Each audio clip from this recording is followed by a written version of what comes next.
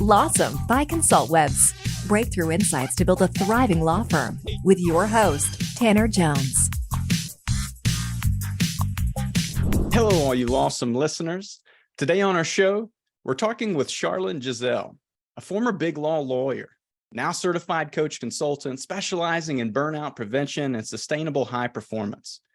Charlène worked very hard to become a lawyer, which got her into Cambridge University, then to a top law school, and finally to her dream job as a litigator at a top international law firm. At least she thought being a lawyer was her dream job, but the reality of being a high-performing lawyer was different from what she had originally imagined. Her health deteriorated to the point where she burned out, so she developed a sustainable high-performance blueprint.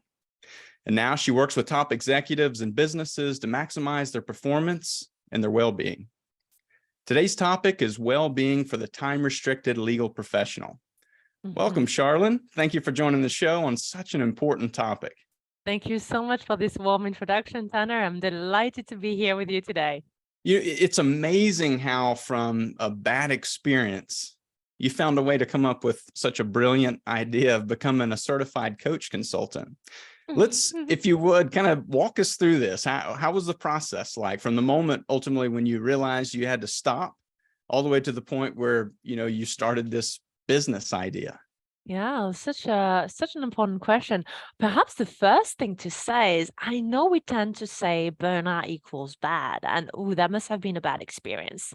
And of course, one could argue that that would be the case because that version of my dream that I had as a little girl to be an attorney and to remain an attorney for the rest of my life and make partner kind of got crushed a little bit.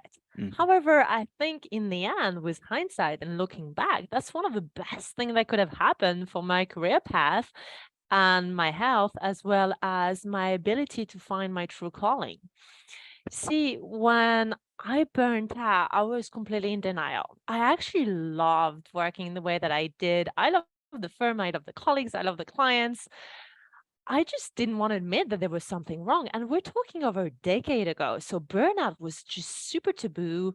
Frankly, it wasn't even something that I was educated on. I don't really think I remember thinking, oh, I'm burning out or I'm burnt out. It was just not really part of my circle to talk about it. And there was a lot of stigma around physical and mental health. So to me, I just thought, no, I'm just gonna keep on working harder and harder and see where it takes me. That was my strategy, right? Keep on piling the billing hours and keep on shining.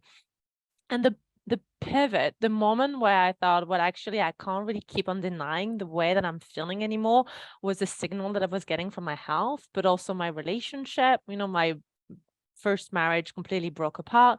And also the fact that my father had a diagnosed burnout induced heart attack.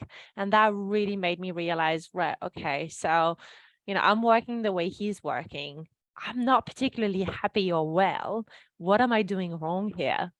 So from that point onward, I wanted to bridge the gap between the world of law and the world of wellness, understand what I might have missed out on in terms of my self-care package and the habits that I could optimize to sustain the amount of work that I had to put on to have a flourishing career.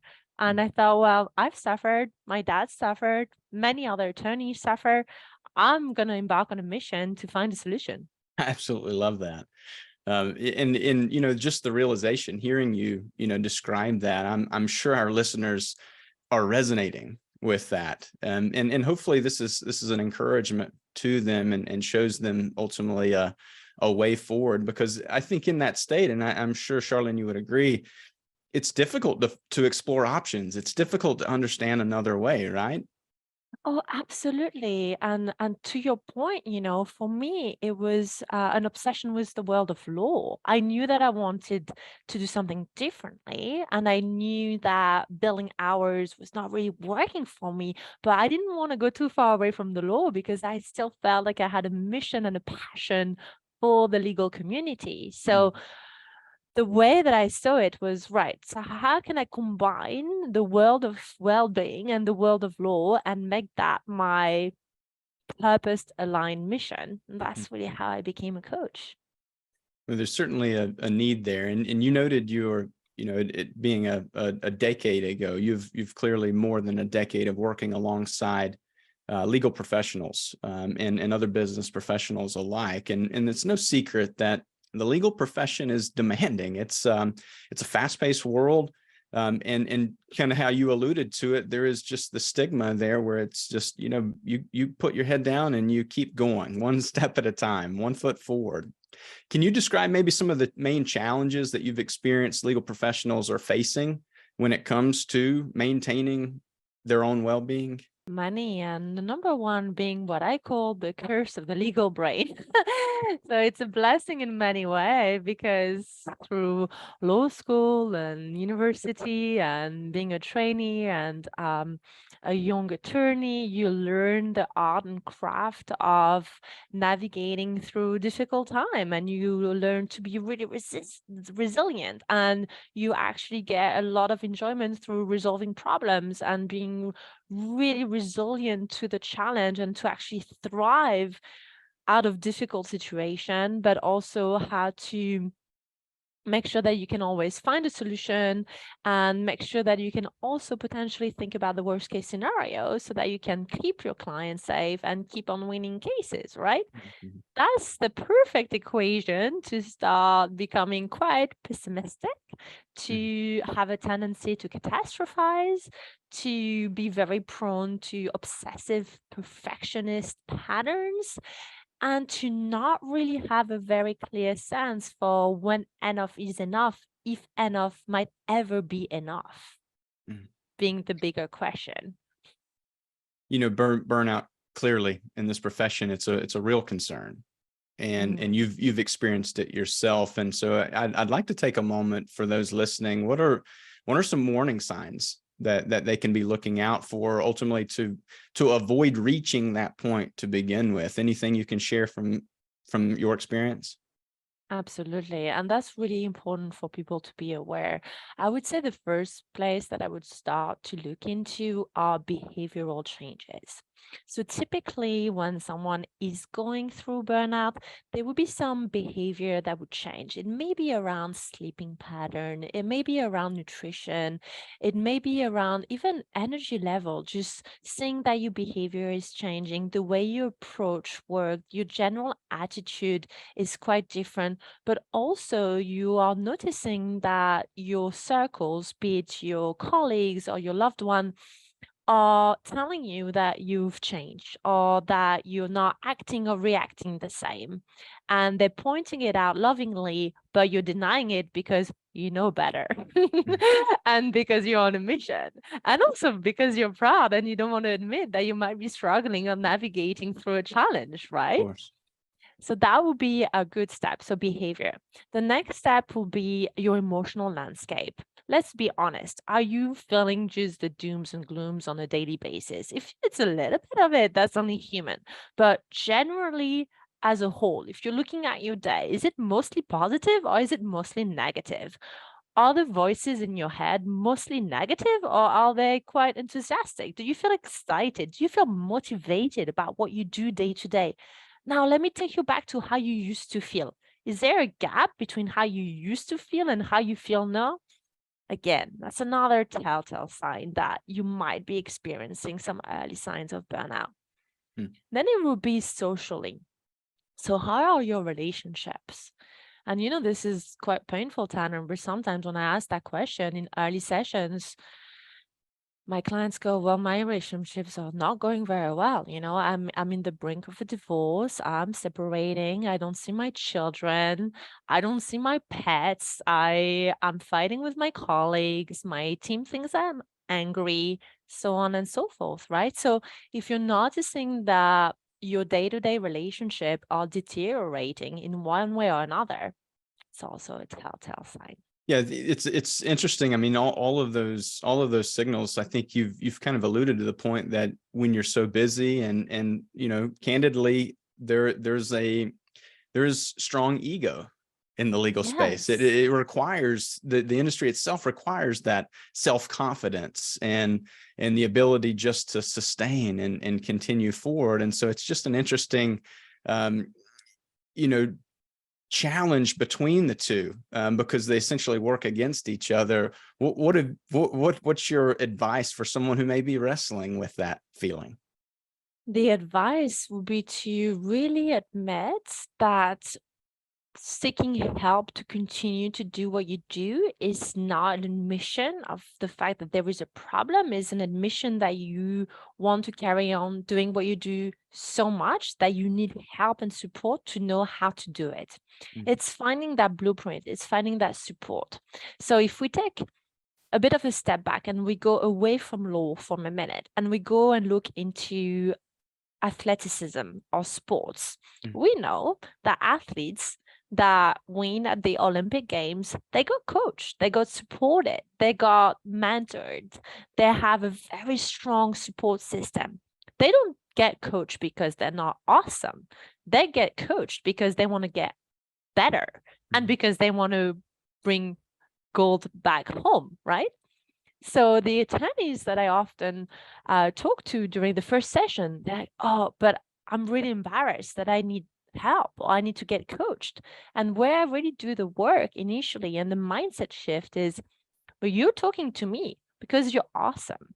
And through coaching, you're going to maintain the speed and maintain the success and get more success out of it, right? So it's that changing this idea that you should be able to make it on your own. It's an important mindset, and it's a productive mindset, and seeing the opportunities, behind the struggles or the challenges that we all face. I'd like to take a slightly different angle here, Charlène, and go into technology, because obviously technology it's all around us. I mean, truly, you cannot open up your computer without seeing something in the news related to AI or how technology is transforming the next industry, but it's clearly transforming the legal profession as well. And maybe the best example would be, artificial intelligence, ChatGPT, automation, all being in the news. They're increasingly being integrated inside legal processes, legal operations. So how would you say legal professionals can begin to leverage technology in an effort to really improve their well-being and to streamline their work processes and ultimately, hopefully, save them time? What's interesting is one would think that because of AI, because of all this technology, one would win more time. So you've got a task that would have taken you 90 minutes, and thanks to tech, it's now going to take you 75. So you're going to use all that spare time that you want back to go and take a walk. Not quite. That's the ideal equation. But what I'm really seeing day to day is, yes, AI and tech might have enabled you to spend less time doing a certain piece of work, but you're not quite leveraging the time that you've gained back to invest that into your self-care bank account. So typically you just make your day longer and you just end up doing more, and you also spend a huge amount of time upskilling. So I work with really, really top partner that are some of the finest attorneys that I've ever met. But when it comes to tech, they even say they're struggling, right? So they had to invest a huge amount of time upskilling to get used to the systems.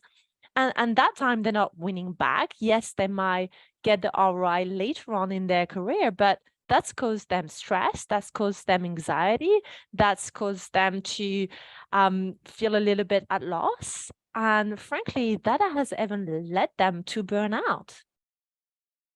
The tech usage, fantastic. Do I love the use of tech in the legal world? Absolutely. Is that the way forward? 100%. But do we need to be mindful that tech is not necessarily equals the end of burnout? Yes, we do. So what advice would you give a lawyer in that respect? I mean, is there a certain pacing that you would recommend, or looking at it from a milestone and stair step? How would you advise them? I would say more you leverage your devices and your use of technology, the more time you have to invest in doing detox from those technology and those devices. So we're going more and more digital at a global level in many ways. So naturally, we spend even more time on screens because now things have moved virtually, even when it comes down to meeting. So with the use of technology, I see a lot more eye strains, a lot more exhaustion, Zoom fatigue, Teams fatigue, whatever platform we're talking about. So what I would say as a great piece of advice is actually go back to the essential. Go back to compensating all that time that we now need to invest with tech, with spending more time in nature. For every 3 extra additional hours that you've had to be on a screen today, can you take those 3 hours and invest them into a walk in nature with your community at the weekend instead of relaxing on the sofa with yet another smart TV, Right. spending 3 more hours on yet another device because now your whole house has been up leveled with this really great tech and all your systems are integrated and you have a smart TV and smart audio and smart everything, right? Just to be conscious of that. That's so powerful. I mean, I resonate with that. I'm working a digital job. The screens are in front of me all the time, and I hear the value. It's just it's important for all of us to be reminded of this, and there's a personal accountability, right? It's up to us. Every moment has an opportunity for us to decide how we're choosing our time, and there's some wise counsel in what you've shared there, Charlène. So thank you for that. One, as we kind of wrap up here, a big thing for me that's important in these interviews is always try to offer our listeners really a key action item, or at least maybe even a checklist on things to take back and begin implementing either in their personal lives or in their business. So as we're wrapping this episode up, are there any simple yet impactful habits, maybe even routines, that lawyers can adopt to enhance their overall well-being? Might be controversial, but the first step would be, instead of thinking of what you can add, start thinking of what you've removed. What do I mean by that? Well, for our listener, I would say have a good think about what it is that you've currently not been doing in the name of work. What it is that you've been sacrificing chronically for the past few weeks, months, years in the name of work. What is it that you're not doing on a consistent manner because you're working? And how does that make you feel? Now, a lot of the burnout equation is also around being resentful for all these things that you're no longer doing or that you don't have time to do, and therefore walk further and further away from your values, right? So I would say to our listener, just draw up a list, take a pen and paper, and think about all the things that you've sacrificed and you've deprioritized, and they actually used to make you really happy. They used to give you a smile. They used to make you feel like you were a whole lot more fun. They used to get you comments like, "Oh, you're so good at it." And it may not be being an attorney, right? What is that one thing that you've just neglected, but actually makes you feel so joyful when you insert it back into your life? That would be a really nice step to look into. And then, if I may give a second step, would that be all right? A second Please. action Of plan course. would be to look at your values. So, what would be your top 3 values that you really want to embody day to day? And how often do you actually embody those values? So, how often do you have days where you're actually walking further away from your values? I'll just give you a quick example to bring that to life. I was working with one of my clients, and his values were around fun, family, and presence. And what's really interesting is that most days he said that he was walking further and further away from being fun, from being present Mm. with his family. So a coaching assignment was to actually dedicate a day on a Saturday to consciously and intentionally engage in activities where he will embody the feeling of being fun and present with his family. And that made him feel so much better. And that had a net impact on his mindset and motivation on the Monday morning. That's so good, Charlène. I love the example and what you've experienced there. We can all benefit from this, but as we've talked about, it requires intentionality. Your suggestion on taking a pen or pencil and putting it on paper, those are the necessary steps. Taking action will ultimately lead you there, and more importantly, avoid burnout. You're going to be a lot more productive for you yourself, for your family, for your clients when you take the advice from Charlène. So Charlène, thank you so much for this. I'd like to ask for our listeners who are interested in reaching out to you, what's the best way that they can find you? Sure. On my website, there is a lot of information and tools as well to get started with your well-being journey while succeeding as a top attorney. So you can find that at www.charlenegisele.com, or just going to my LinkedIn or my social media platform where I'm very active as well. Well, we're very grateful for you taking time to join the LAWsome podcast. Such an important topic, and thank you for being willing to be an advocate and supporting the legal professionals. Thank you for having me.